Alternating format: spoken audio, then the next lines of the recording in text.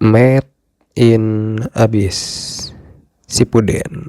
Ya, sebagai lanjutan dari video Made in Abyss season 1, dan biar lo pada gak gabut nunggu buka puasa, ini ada video dari youtuber UMKM kecil ini. BTW selamat bulan puasa.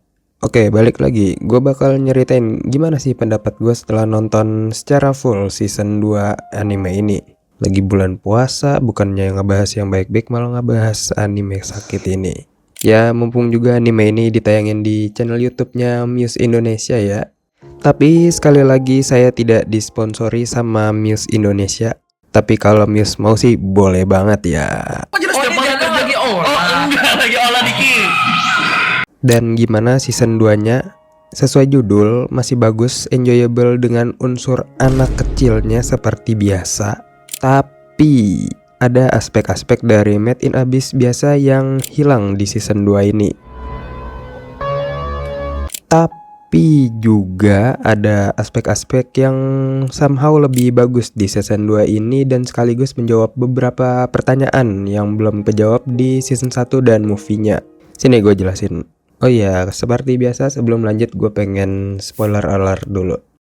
Oke, Made in Abyss, The Golden City of the Soaring Sun. Seperti yang kita semua udah tahu, sequel dari Made in Abyss, anime yang nyeritain bocah-bocah yang menjelajahi lubang gede bernama Abyss dan berisi scene family friendly dan tidak mengandung unsur gore sama sekali. Dan yang namanya juga sequel ya. Season 2 ini nyeritain petualangan regu pramukanya si Riko setelah movie ketiganya di lapisan kelima, yaitu ya obviously lapisan ke-6. Tapi sebelum lebih jauh, di sini kita juga dikenalin dulu lah sama karakter-karakter penting di season 2 ini. Di season 2 ini kita dikenalin sama fraksi yang bernama Ganja. Ganja? Ya singkatnya mereka ini penjelajah buangan gitu dari negaranya buat ngejelajah Abyss lah. Gue kenalin dulu anggota-anggota yang paling penting dulu lah. Pertama ada Wazukyan. Ini ibaratnya ya ketua guildnya lah, sama katanya bisa baca masa depan. Habis itu ada Belaf, si wakil ketua guild. Habis itu ada Fueruerko atau Veko. Akhirnya ada spek Mai kisah di anime ini. Ya tapi walau mandul juga gara-gara bekas UB anjir. Dan yang terakhir ada Irom Yui. Dia ini anak kecil mandul yang dipungut sama kelompok ganja dari suku asli Pulau Ord. Suku asli Pulau Ord? Ya betul, kelompok ganja ini bersetting di 150 tahun sebelum timeline utama dari series Made in Abyss. Gue juga butuh 4 episode apa ya buat nyadarin hal ini. Tolong. Dan waktu sadar, somehow gue langsung ngerasa kaget dan merinding sendiri entah kenapa. Lu pada gitu juga gak sih? Atau gara-gara gue dong apa ya baru nyadarnya sekarang? Dan tau apa yang lebih membagongkan dari itu? Dan yap, yang lebih membagongkannya adalah kalau progres mereka selama 150 tahun ini dihancurin sama grup pramukanya Riko dalam waktu kurang dari 1 hari. Sialan juga. Ya, satu season yang berisi 12 episode atau 5,5 jam ini cuma nyeritain petualangan Riko di lapisan ke-6 dalam kurun waktu 1 hari doang. Apakah dari sini aja udah menandakan kalau season 2-nya bagus? Ya, Made in Abyss kapan sih nggak bagus? Ya ada sih di season 2 ini, ya bukannya nggak bagus ya, tapi kalau dibandingin yang sebelumnya, season 2 kerasa ngambil pendekatan yang beda. Makanya banyak aspek yang sebelumnya ada di season 1, di season 2 ini nggak terlalu ditonjolin. Emang apa aja Min? Oke, pertama visualnya. Seperti yang kita tahu kalau di season 2 ini berlatar di lapisan ke-6, kota tanpa jalan pulang atau seperti kata rumor, yaitu kota emas. Makanya di sini terang banget, entah apa hubungannya. Tapi beneran dah, dibanding lapisan kelima yang gelap dan bersalju, lapisan ke-6 kerasa kontras banget karena saking terang dan panasnya. Makanya sepanjang episode Riko nggak make jaketnya. Karena itu juga lighting dan bloom effect dengan hint keemasan jadi salah satu aspek yang paling ditonjolin di lapisan ini. Apalagi digabung sama tebing-tebing batu, reruntuhan bangunan, dan awan-awan yang membentang di sepanjang lapisan ini. Dan yap, lagi-lagi mata kita kena eye gesem dari Lord King Baginda Maharaja Kinema Citrus. Tapi cuma buat 2 episode pertama doang. Karena setelah itu lu pada bakal dicekokin sampai mampus sama pemandangan bebatuan desa Ilbu sampai tamat. Gue juga nontonnya ya ilah batu lumut ini lagi, batu lumut ini lagi. Saking bosan yang ngeliat desa ini, gue seneng banget waktu ganti scene ke rek dan scene flashback karena lebih banyak nunjukin pemandangan di luar. Karena untuk apa nonton Made in Abyss tanpa scene pemandangan yang indah abis, anjay. Ya tapi sebagai ganti karena kita lapar scene pemandangan, kita dicekokin scene fight. Dibanding sebelum-sebelumnya, season 2 ini banyak banget scene fight-nya. Apalagi di 3 episode akhir yang hampir selalu ada scene fight. Soalnya juga sekalian nge-highlight Faputa sebagai karakter penting di season 2 ini. Faputa lawan penduduk desa udah kayak Madara ngebantai aliansi Shinobi PDS 4. Faputa lawan Rek yang dimana Rek kena SA dan diayam-ayamin. Dan terakhir waktu Faputa lawan monster lapisan ke-6 yang dimana Faputa yang diayam-ayamin.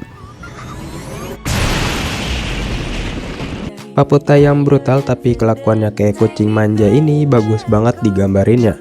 Apalagi waktu dia gerak-gerak pakai wujud cairnya. Apakah ini yang mereka sebut dengan Sakuga? Tapi ada lagi yang agak gua sesalin di season 2 ini, yaitu penggunaan CGI-nya. Dibanding season 1, season 2 kerasa downgrade banget di bagian ini. Kayak cuma karakter PNG habis itu ditempel aja gitu ke background. Coba aja bakal sebagus apa kalau diadaptasi kayak di manga. BTW soal manga, ya jadi kan gua tuh kemarin nyoba-nyoba manga Made in Abyss ya buat dibaca.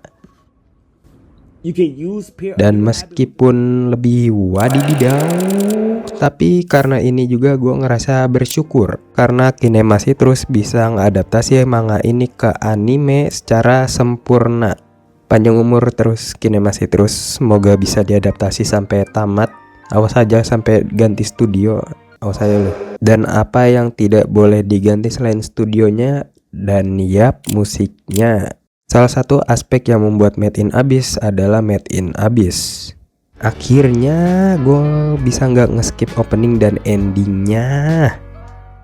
Openingnya jauh lebih bagus daripada season 1.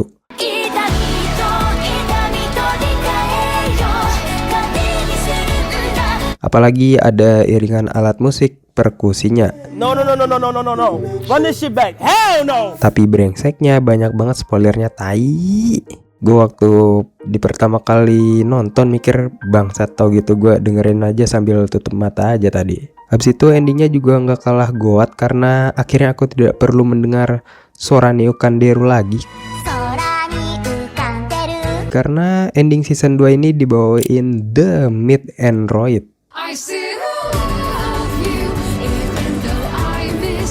Dibanding season 1 yang cheerful, ending kedua kerasa melankolis. Karena lagu ini ngelambangin cerita Fueko dan Irom Yui yang rasa sayangnya udah kayak ibu dan anak. Ini juga yang ngebuat OST di season 2 kerasa lebih tragis, hopeless, dan sedih.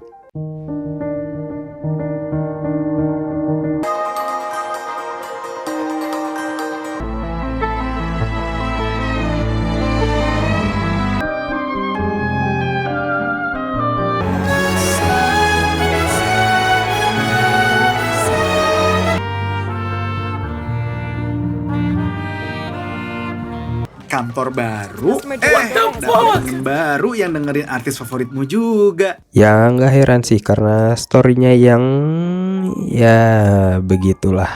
Tapi nggak semuanya gitu juga. Karena asal masih ada The Kevin Penkin, host dari Made in Abyss masih Made in Abyss.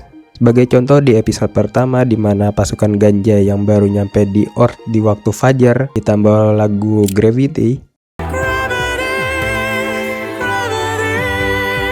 Scene ini entah sengaja atau enggak dibikin biar kita look back ke episode 1 di season 1, dimana Rico pertama kali ngegendong Rek dibarengin shot background yang indah dan diiringi lagu Underground River.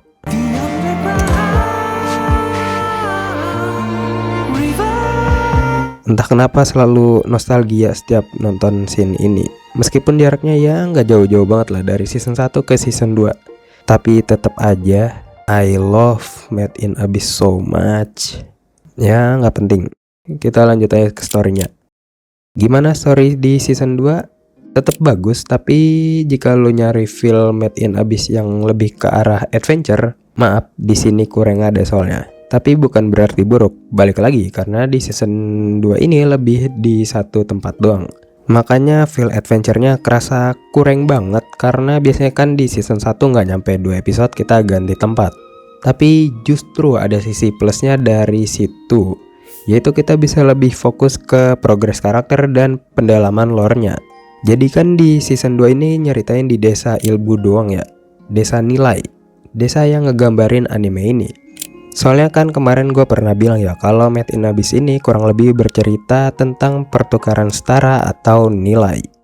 Dibanding season 1, season 2 lebih nunjukin hal ini secara langsung, bahkan jadi mata uang dan sistem di desa ini. Bisa dilihat lah, beli ini mesti bayar pakai ini, Riko yang hampir jual diri 2 kali gara-gara ditawarin Majikaja dan Belaf dan untungnya nggak jadi. Tapi sayangnya Mai Sheila terpaksa jadi time skip Nadeshiko gara-gara motong rambutnya biar Majikaja bisa jadi motor Honda Super Cup warna merah. Desain penduduk desa unik, mata uangnya unik, makanannya unik, bahkan toiletnya juga unik. Fix autornya nyawit. Dan kayaknya di season 2 ini mereka sengaja dibuat solo mode dulu dah, biar ada progres karakternya sendiri-sendiri gitu. Tapi nggak tahu juga ya, cemiu. Pertama si Riko yang akhirnya dapat kulit putihnya yang nyampe full potensial. Potensial? Tapi kesian juga ya jadi Pruska. Udah dimulitasi, dijadiin koper, habis itu jadiin kulit putih. Literally evolusinya Digimon ini. Habis itu si Nanachi yang reunion sama Mitty, Gamon habis itu disuruh move on lagi dan dapat helm baru. Udah itu doang. Dan terakhir si Gunner Rek yang akhirnya juga dikasih lihat sedikit flashbacknya bareng Faputa dan dapat skin baru gara-gara kulit putihnya Riko. Tapi tetap aja diayam-ayamin sama Faputa. Lanjut ke sisi karakter, dan yang paling gue highlight di sini adalah si Wazukyan. Dan I wanna say, Wazukyan did nothing wrong. Beda kayak Bondrut yang tujuannya agak gak jelas dan caranya terkesan salah, gue bisa bener-bener relate motif si Wazukyan. Dia ngorbanin anak-anak Irom Yui dan secara gak langsung ngebuat ilmu demi bisa ngelindungin anggotanya biar gak mokat sambil modal. Dan gak cuma sampai situ doang, dia juga pengen petualangan mereka gak berakhir di situ-situ doang. Gue gak tahu dia beneran dapat mukjizat dari dewa apa. Apakah dari Dewa Abyss, Dewa Dunia dari Made in Abyss, atau apakah dari Dewa Fabian sampai bisa prediksi masa depan? Kita solo kill, masa depan terbaca.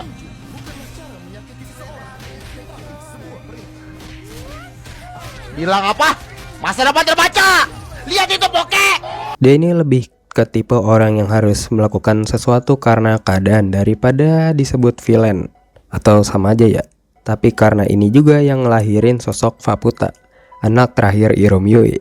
Dendam Faputa tak lebih dan tak kurang dari sekedar balas dendam ke rakyat desa Ilbu karena udah mukbang make daging saudaranya.